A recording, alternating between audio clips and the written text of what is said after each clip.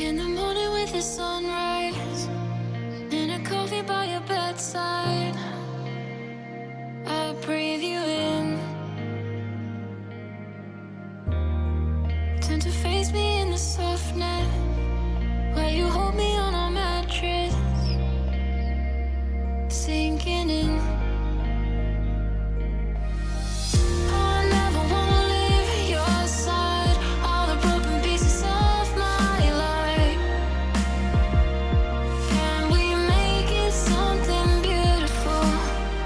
I don't care if we're out of time, I trust that you and I can make it something beautiful. And we can run away, and we can make it something beautiful. So will you run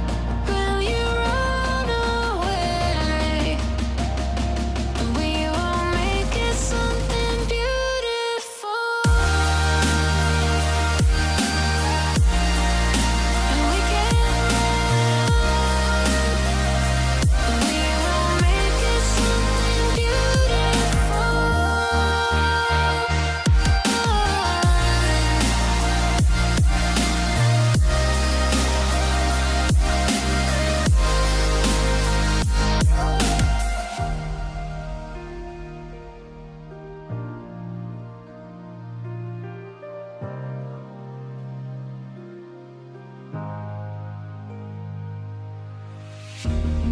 Is that what ties us all together?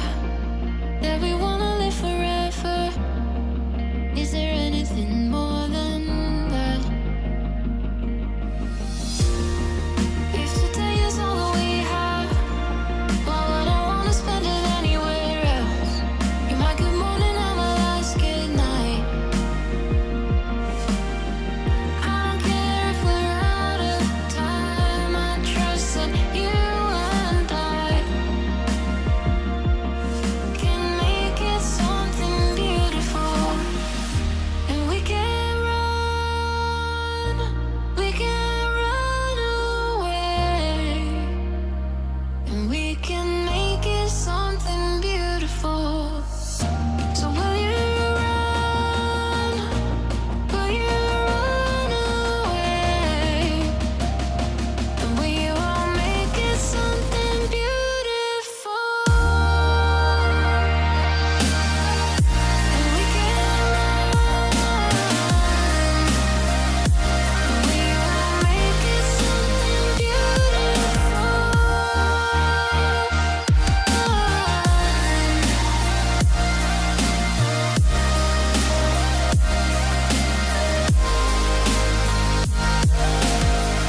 I never wanna leave your side, all the broken pieces of my life. Well, hi everybody. It's great to see you here on this amazing event opening, the inaugural opening of the Art Space exhibition here in the Fourth Dimension. I'm Neil Williams. We're gathered here in this wonderful studio space at the Sammy Ward Academy in the UK, and I'm conscious of the fact that hopefully there are people all over the planet who've just linked in to watch this event. So I'm going to pass over now to some of the people that are supporting us, and then we'll get a chance to walk around the gallery and see everything live. Great to have you with us. So pleased that you are.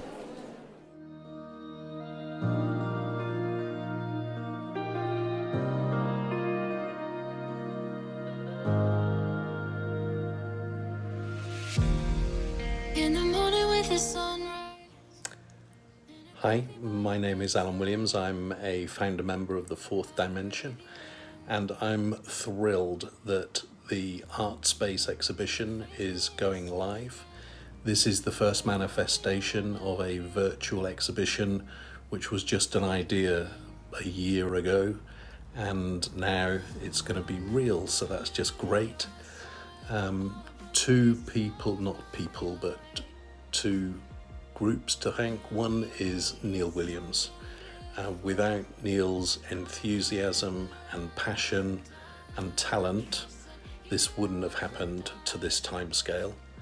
And secondly, to all of the exhibitors, whether they be professional artists or students, they have created such an amazing exhibition where you might not be able to tell the difference between the two, and there's something beautiful about that. So the first exhibition on the Fourth Dimension platform and in Art Space, a joy to behold.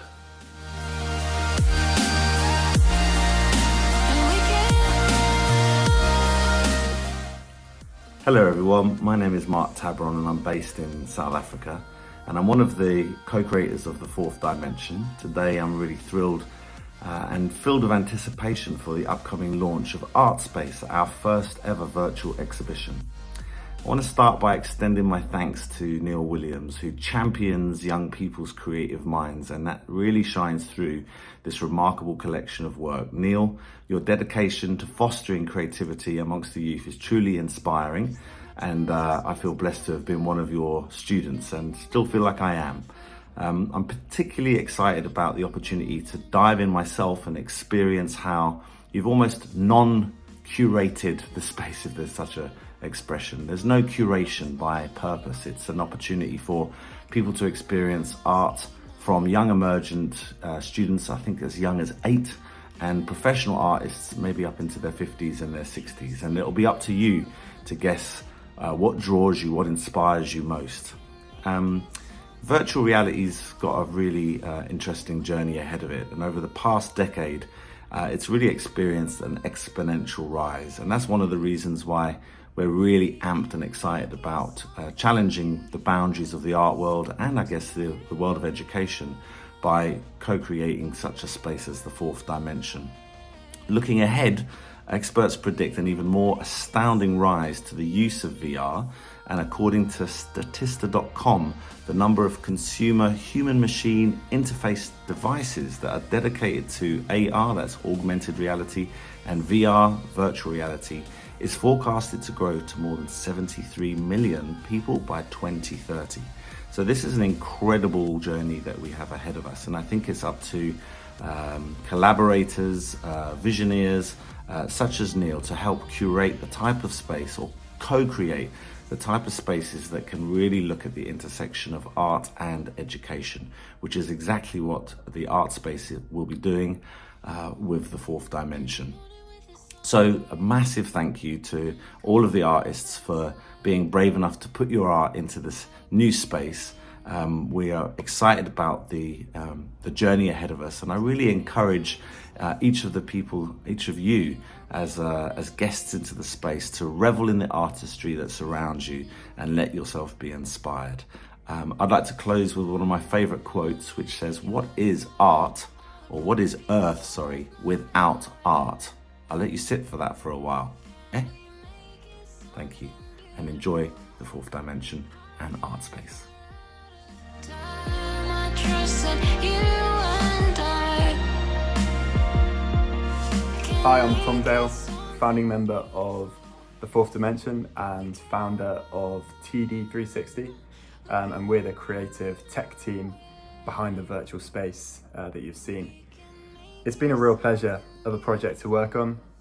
We've particularly enjoyed the creativity and the freedom to be able to create the space without many limitations with the design, and often in projects you're met with certain things that you need to do, or this needs to be like that, or that needs to be like this, and there's been really very limited obstacles with this project, and I think that's not only within the spirit of everything that we've been doing, but it's also, well, I'll tell you what, it's led to the best outcome in terms of whether it's the aesthetics of the space or how the space works.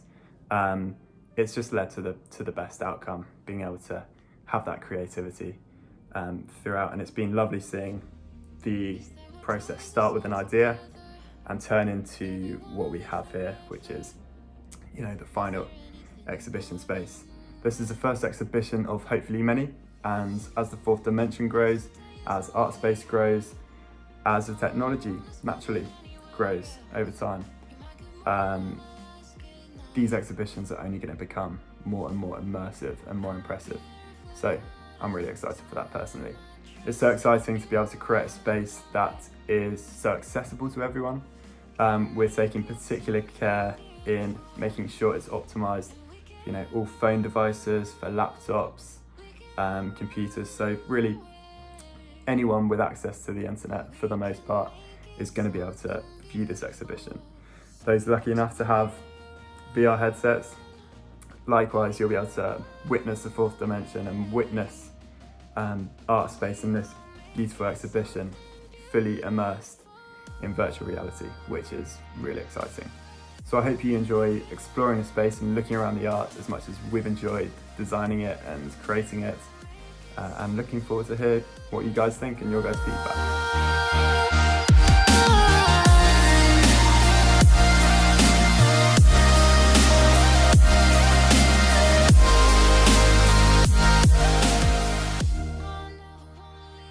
The fourth dimension is an immersive and inclusive virtual space that is designed to create an opportunity for you to expand what is possible anywhere and everywhere. So I want you to imagine and find yourself in a place totally inclusive. A place where people as young as 4 and 5 are exhibiting creativity alongside seasoned professionals. With physical spaces, there are boundaries which we don't have to acknowledge. Not only geographical, but there's literally things that we can do in the virtual world that just aren't possible in real life. Fourth dimension is available to communities of all types, varieties, and topics to allow them to engage with each other, share, and collaborate. The fourth dimension sets out to break boundaries, providing opportunity for people to experience new forms of art and creative expression wherever they are in the world. So let me give you a flavour of what it's like. It's a virtual environment that you're able to navigate around. Imagine being able to put your work into a design space that caters exactly for what you can imagine.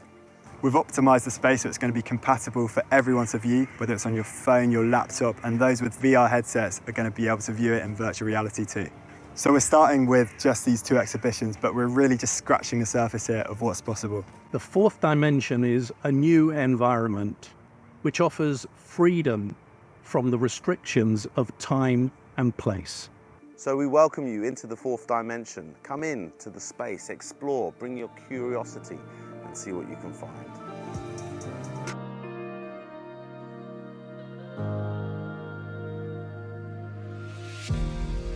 In the morning with the sunrise, in a coffee by your bedside, I breathe you in. That's great. That's great. Some inspiring words from the founding members of the Fourth Dimension, the team that is setting up this wonderful event today. We're now going to meet another member of the group, but this one's slightly different. This is Orbus. Orbus is computer generated, but in many ways probably the most useful member of this group, in that he's able to select and answer questions that you might have about the exhibition and about the philosophy of the fourth dimension and art space. So you'll be able to interact fully with Orbus as things progress over the next few months. But initially, he's here to introduce you to what the exhibition is about, the title of the exhibition, and most importantly, its intention. So let's hand over to Orbus. Hi, Orbus. Welcome to the first virtual exhibition curated by the ICUAF. The ICUAF is the International Creative Youth Forum, an organization with global educational links created to support both advantaged and disadvantaged youth who have a voice to share, and a collective platform to celebrate their creativity and worth. Hi, my name is Orbus, your virtual link to this exhibition. Behind me is your space to celebrate your creativity with a global audience. I would like to support your visit with answers to questions you may have. or information on how to join our growing, diverse, and influential network, simply leave your questions at our link. Welcome to our creative space. Welcome to ArtSpace. ArtSpace, a beacon for the For Diversity Education Campus community. On display is an exhibition of arts from a community of diverse and excited young creatives who, for many, have not been given opportunities to share their work before. Our creative voices have become an increasingly influential factor in the development and progression of our societies. Justifiably, creativity is dominating the contemporary workforce, and we will need to reflect this in our education curriculums.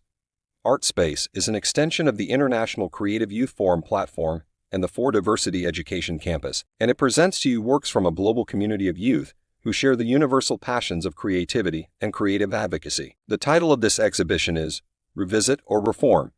Revisit or Reform asks artists to look again at post-presented narratives or create new narratives from materials discarded by others. The outcomes are presented without names. Some works on display are created by students and some are by practicing artists. The exhibition has been curated to give equal status to all, and all were asked how their work would be presented. No names are attributed to any work so that all work can be valued equally without bias. The inspiration for ArtSpace grew from the ideology of its parent organization, the Creativity Community of Practice, founded and chaired by Allison James, who has been working with collaborators across the globe for the past 3 years. We welcome all youth to participate in conversations around ecology, education, society, advocacy, and the creative well-being of our planet. We intend for our art space to be a global campus that is created by the community for the community, that also collaborates with other established international youth groups and creative societal institutions, as well as other collaborating global groups. Members presently include representatives from Samuel Ward Academy in the United Kingdom, the UNIT Schools Partnership, and Norfolk and Norwich Festival. Please enjoy the exhibition and join us as we boldly set out to share all forms of creativity to a global audience. I am Orbus, and on behalf of ArtSpace, For Diversity, and ICUAF, thank you for listening. Yep, thank you, Orbius. That was really cool. I'm sure everybody's really looking forward to working with Orbius. He is there to support you as you walk around the gallery. Ask any questions you might have about the gallery, the Fourth Dimension, Art Space, or any links that you might want to make with any of the groups that we work with within the International Creative Youth Forum. So it's over. We made it to the end. It's just a question now of the main event, having a look around this brilliant, amazing exhibition of work. So we're going to do that. I'm going to take you on a little tour with Tom, the architect, who's over there, and yeah, we'll take you around it and pass on our thoughts of this amazing work. Just remind you that although this is live on YouTube, it will be available 24/7 on YouTube on any devices that you want to go back to and have a look. And we'll also make sure that the links are there so that you can interact with your headset or your PC or your phone. And that will happen, well, as soon as you're ready to let that happen. Have a great year ahead and keep in contact. From Neil Williams, your host, take care, everybody, and thank you for being part of this wonderful event. Around space, I'll be showing you guys around, and Neil's going to be explaining about each bits of the artwork, I think. Yeah, thanks, Tom. And it's great to be in this amazing space that you created. Tom, if you didn't know, everyone is the architect of this wonderful, wonderful space. So let's get straight to it. So the first works is a collection all grouped together on 3 boards. And they deal with memories of the past, but also how to take materials from the past and reinvent them. So in many ways, the works in this space are about bringing back to life either your history and your memories, or taking something that's been discarded by others and reinvented to create something aesthetically pleasing. So yeah, we'll leave you to look at that space and make your minds up about what you think it's all about. So Tom, if we move on, there's a wonderful collection over there. What's this one? This is all about pushing the boundaries of non-aesthetic, I think we called it. Oh, brilliant. Yeah. So what we've got here is what's unique about all of these pieces of work. And this is what's great about what Tom can do, is because some of these pieces in real life are actually very, very small, less than the size of a postage note. And some are actually life size. But we're not going to tell you which is which. Everything in this space has been reinvented. So you've got cardboard, paper, things have been thrown away. Even the paints that have been made are paints that have been scraped up rather than thrown in the bin at the end of studio sessions. You've got toilet paper. It's all going on, and as you can see, you've got interpretations of landscapes, interpretations of messages in bottles, abstract emotional pieces. Yes, it's a really cool collection. I really like this one a lot. So I hope you'll spend some time and click on each image. And Tom, is it worth mentioning? You can click on the images, can't you? Yeah, absolutely. Blow them up. Click on them, zoom in if you want, and check out the detail. Yeah. Wow, look at that. That's fantastic, isn't it? Wow. So you can see just by clicking on your mouse, you can go right in there and really appreciate these works on a very one-to-one personal level. Yeah. So we move across, and there's over here we've got 3 pieces together, 4 pieces. Sorry, Tom. Yeah, this is all about relationships, and we've asked people to decide, take the word relationships and see how you can work with it. So we've got a very big abstract piece on the left-hand side, big painting. And that's all about relationships and working with materials that you don't normally associate with art and design. So it's oil-based materials, stains, coffee, and all sorts of things that have gone into that, and industrial paints. Then you've got 3 quite intimate pieces. You've got a lovely piece of a painting of a young student sitting next to a friend. She's invented a friend. She's got an old piece of cloth and stuffed it. But even when you have an invisible friend, sometimes you can have relationships that don't quite work out. So they're both sulking, which is ironic that you have an invisible friend or a physical invented friend, but can still not get on with them. Next to that's a message in a bottle. It is what it is. It's that story that we all know about. Put something in a bottle, it becomes no longer a bottle. And the third piece is, I believe it's pasta that got stuck in an airdryer. But when it came out, the great thing about aesthetic people is that they can see the potential for it to be more than something just to be discarded and got rid of, and it's turned into a wonderful sculptural bas relief. So there we go. Moving around, Tom. Yeah, here we go. Let's jump down to this floor here. Tell us a bit about these paintings now. Okay, brilliant. Okay, so this is all about rhythm and about tessellation and about using mathematics and repetition. So they're beautiful pieces. Some of these pieces have a digital aspect to them, and some have been made entirely with, again, very simple materials like a pen. Tom and I both work with the big foundation, CCOP, Creativity Community Practice. And one of the things that Alice and James and the group are sponsoring and trying to see a lot is, can you take something as simple as a pen, a throwaway pen, and still make a wonderful work of art? So yeah, lovely collection. Again, take time on that one because there's a lot of detail in there that really does worth being appreciated. Absolutely. We scroll around. I think these ones here are about seeing more in the everyday. Is that right? Yeah, that's exactly right, Tom. Again, the idea is that that thing that irritates parents often is when they buy an expensive present, but the kid spends most of the day playing with the box it came in. And that's got a lot to do with creativity. Sometimes we don't want something as straightforward as 2 and 2 is 4.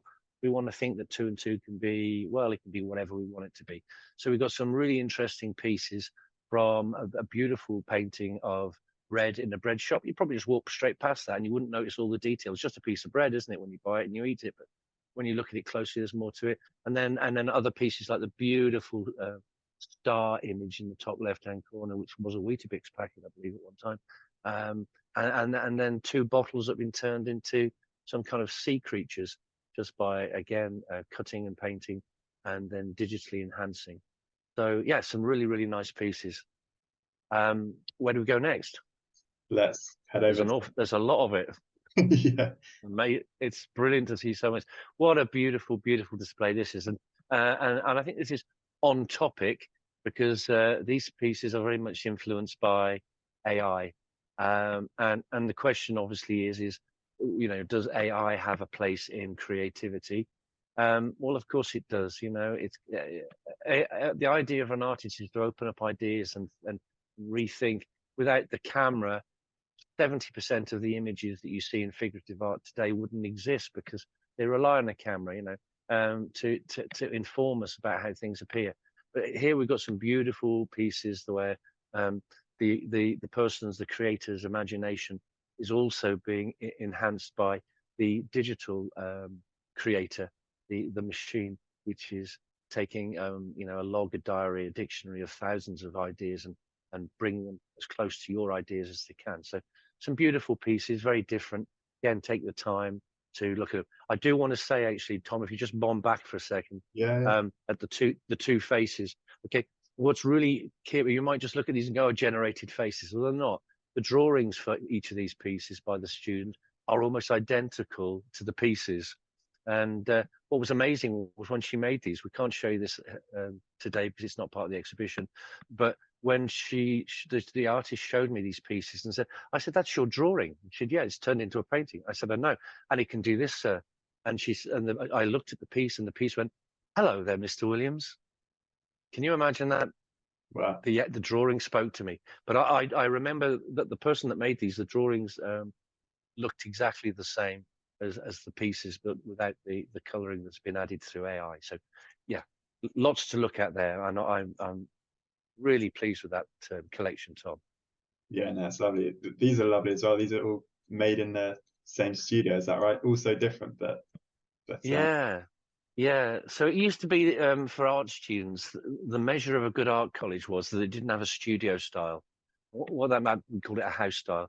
So what it meant is that when you went in there, that you weren't all being asked to work in the same way as the lecturer, the instructor, the teacher, the coach, but rather that a good lecturer, teacher, coach will try to bring out from each individual creator the best of what they feel they should be trying to say and narrate, because after all, a creator is expressing personal opinion, not the opinion of the person that is instructing them in technical terms. So yeah, very eclectic, but all of these imageries are all produced in the same studio space, and most of them at exactly the same time. So yeah, it's great to see them together. lovely. Yeah, let's head over here now. So we've got a couple of these here.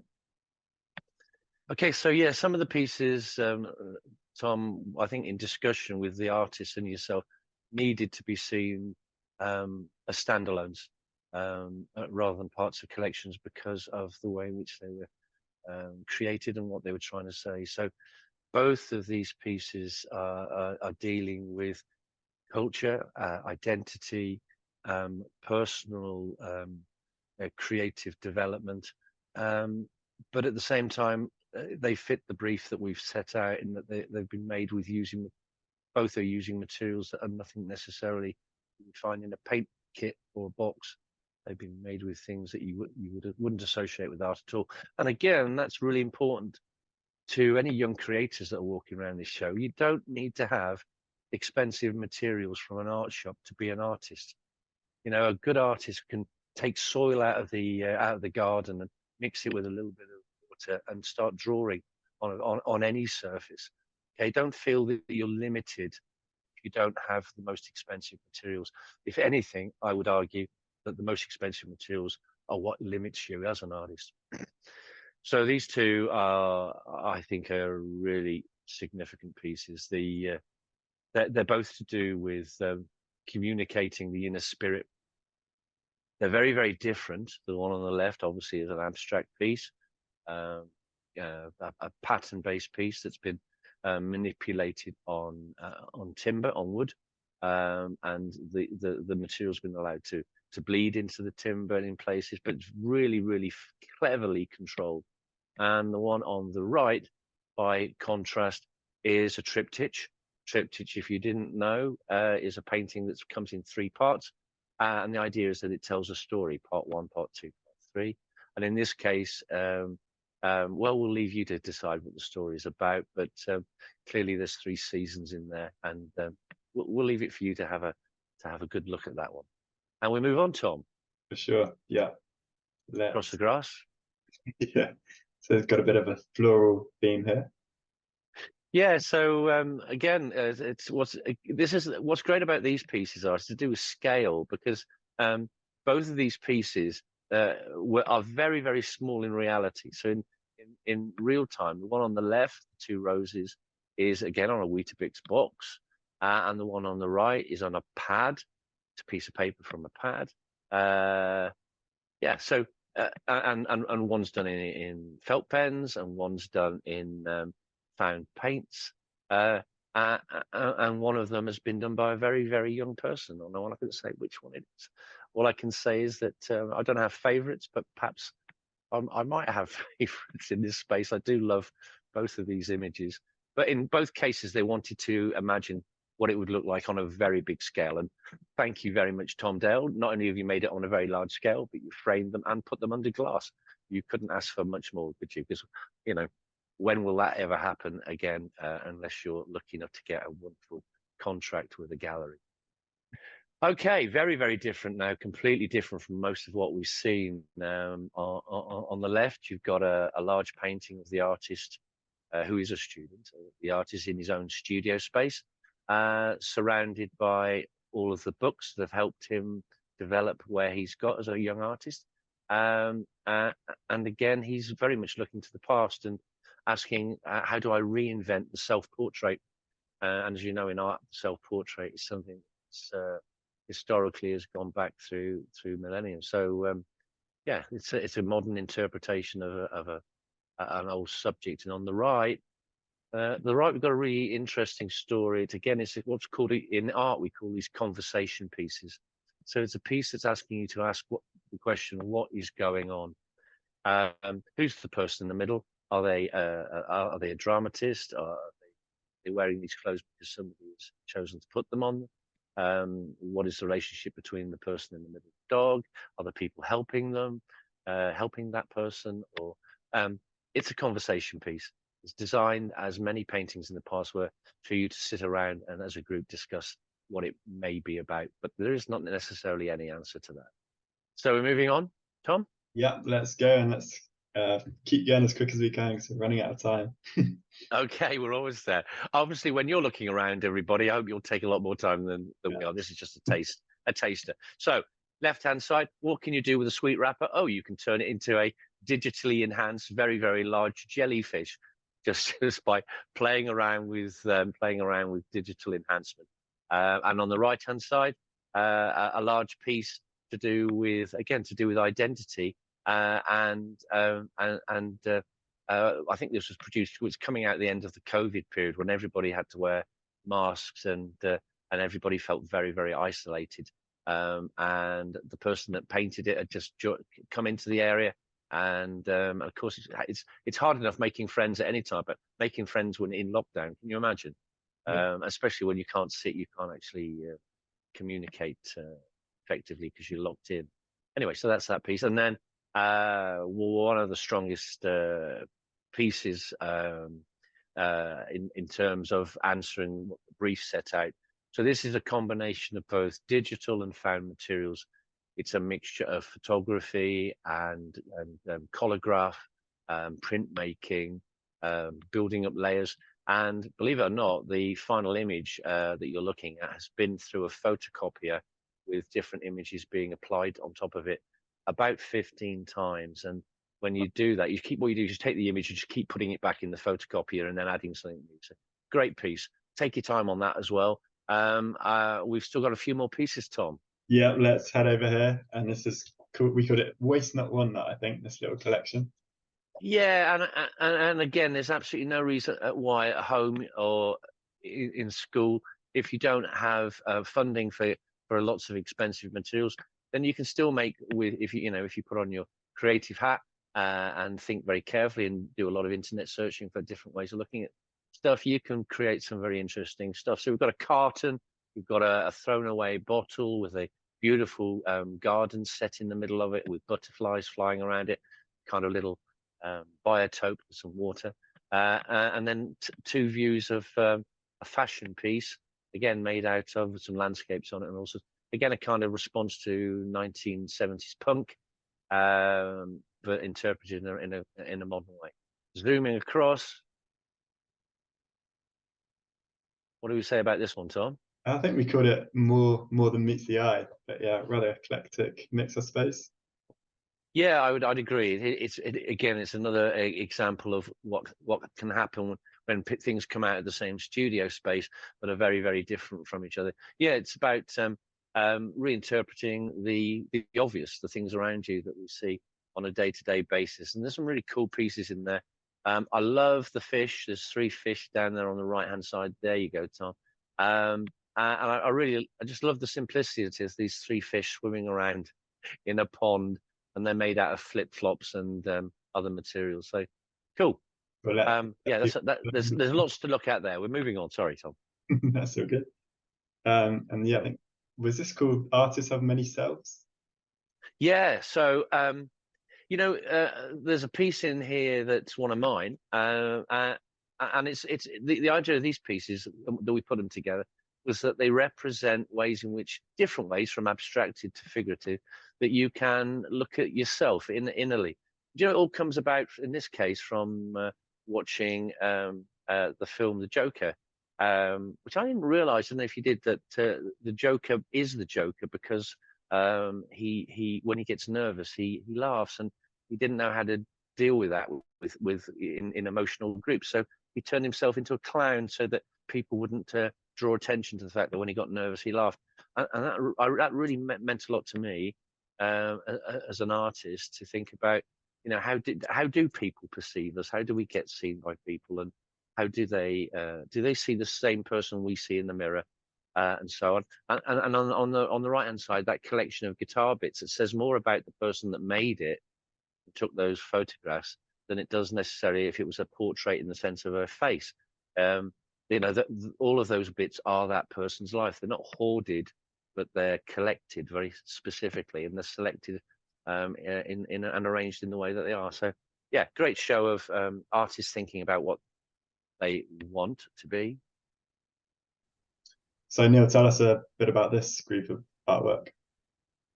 Okay. So Tom, a lot of the times when you look at art history, it tends to depict the things that most interest people, which is how other people, creative people, tend to see the things we see in our day-to-day lives. Whether it's a plant in the garden that's been reinterpreted, or that tree. I don't know. Nearly every kid on the planet's got one tree that's got either memories of fairies or monsters or the Green Man or whatever it might be. So this is a wonderful collection of pieces which sort of tends to look at the way in which we interpret the things that which many people wouldn't even take for, they just sort of walk past on a day-to-day basis, but these people haven't. It's little things like the dog in the corner bored.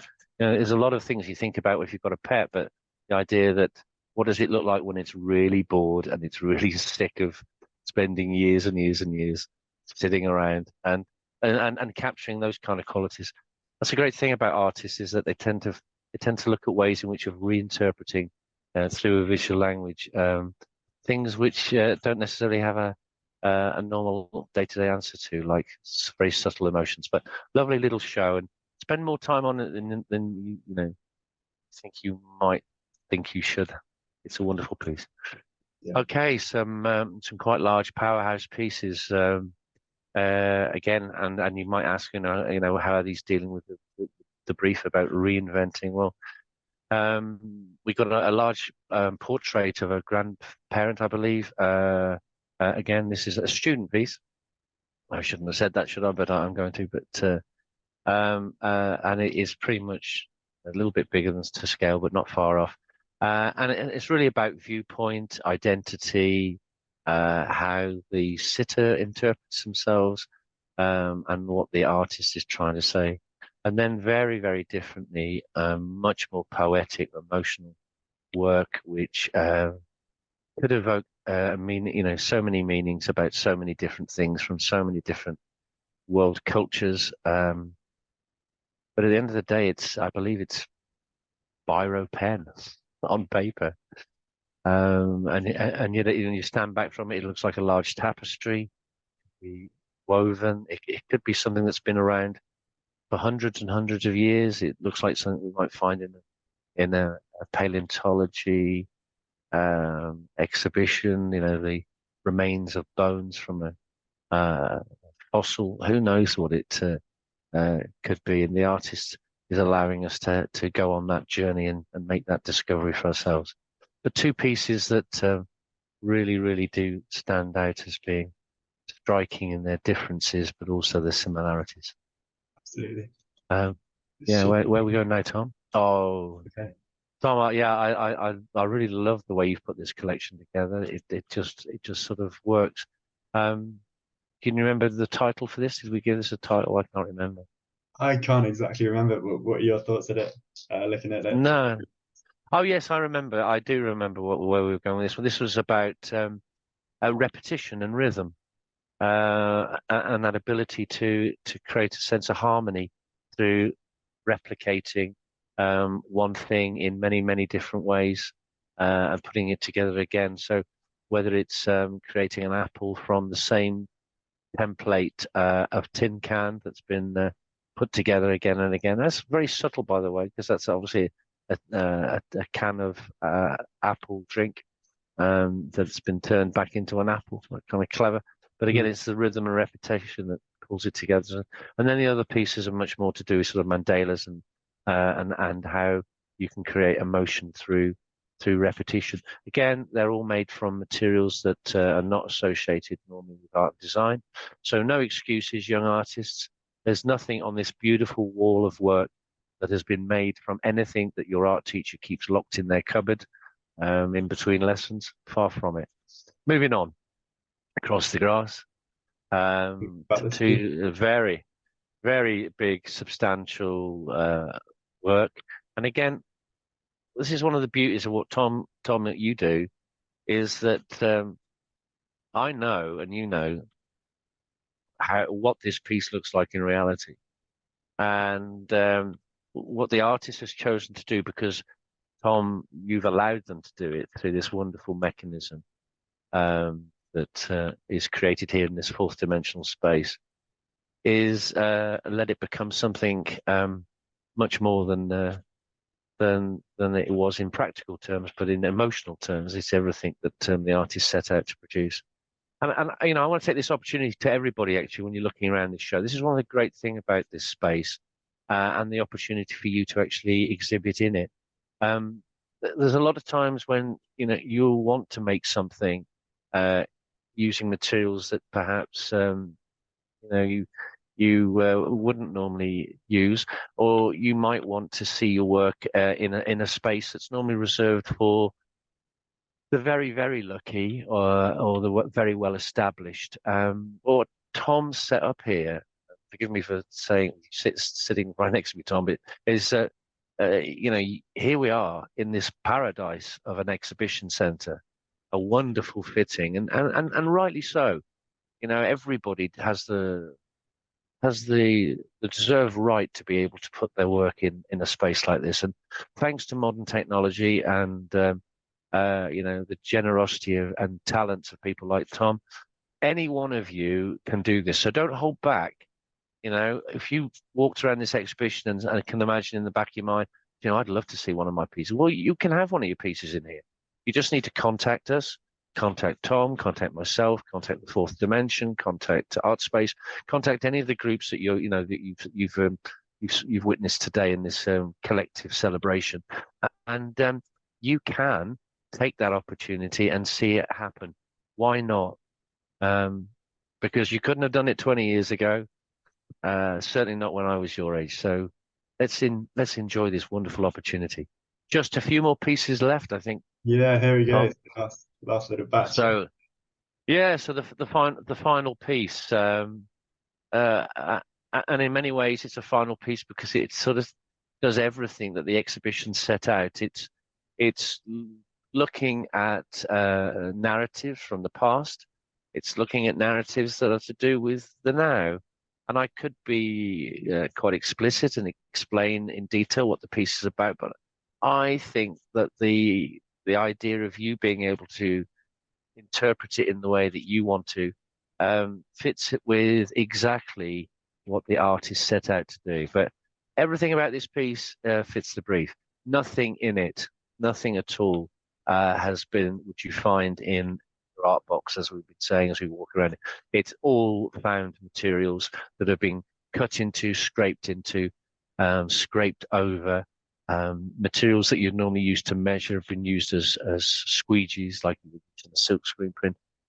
It really does encompass everything in terms of narrative, technique, and process, and a fitting way to end this wonderful exhibition in this wonderful space. So, got a few more pieces, I think. Yeah. oh, we've got more. A few Sorry. more, 3 more pieces to quickly look Oh, at. brilliant, brilliant. That's even more fantastic. Oh, I love this. Absolutely love this piece. The sense of joy. And this piece came about from the idea of, when we talked about waste, and the connection between waste and the ocean was clearly the theme for this particular work. And again, it shows you when you take works out of their original context, in this case, enlarging on a bigger scale, it gives you the potential as an artist to say, well, do you know what? That does work better on a bigger scale. Maybe I should repaint the image, but on that scale. And again, that's one of the potentials we get from working in this this digital this space, that we can do that.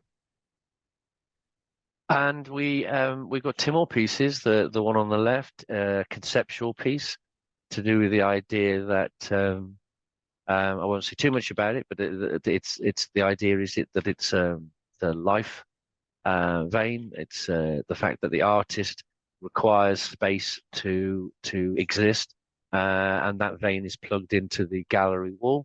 So in a sense, the wall that it's on is also the wall that appears in the picture. So it's plugged in, and it therefore is a metaphor about how, for artists to really come alive and to really thrive, they need spaces such as this wonderful space to allow their work to be seen at its absolute best.